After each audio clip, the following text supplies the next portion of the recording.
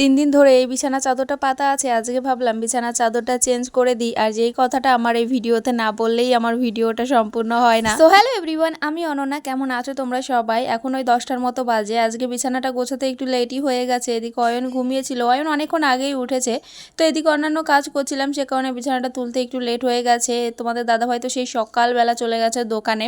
আমি ঘুম থেকে ওঠার আগেই বেশিরভাগ দিন চলে যায়। উঠে দেখি লোক নেই, চলে গেছে। তো এরকমটাই হয়। তো যাই হোক, আজকে এই বিছানা চাদরটা পেতে নিলাম। এই চাদরটা আমার যত বিছানা চাদর আছে সব থেকে এই চাদরটা আমার বেশি ভালো লাগে। এদিকে অয়নও আমাকে হেল্প করছিল বিছানাটা গোছাতে। তারপর বালিশের কভারগুলো আর কি পরিয়ে দিচ্ছি। এই বিছানা চাদরগুলো খুব ভালো লাগে, কিন্তু এর সঙ্গে যদি কোল বালিশের কভারটা থাকতো তাহলে আরেকটু বেশি ভালো লাগতো। এদিকে অয়ন বলছে আমার বালিশের কভার কেন দেয়নি। আসলে আমি ওকে বললাম যে বিছানার চাদরে দুটো বালিশের কভারই থাকে, তুমি এই বালিশের মধ্যে তোমার যেটা ভালো লাগে তুমি সেই বালিশটা নিয়ে আর কি ঘুমিও।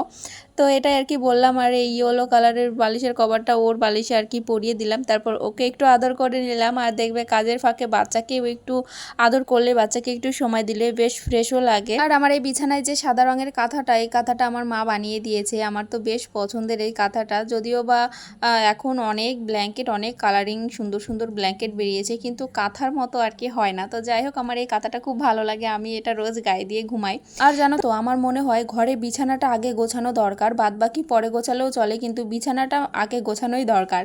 তো এইদিকে বিছানাটা গোছানো হয়ে গেছে। তো চলো তোমরা সবাই ভালো থেকো।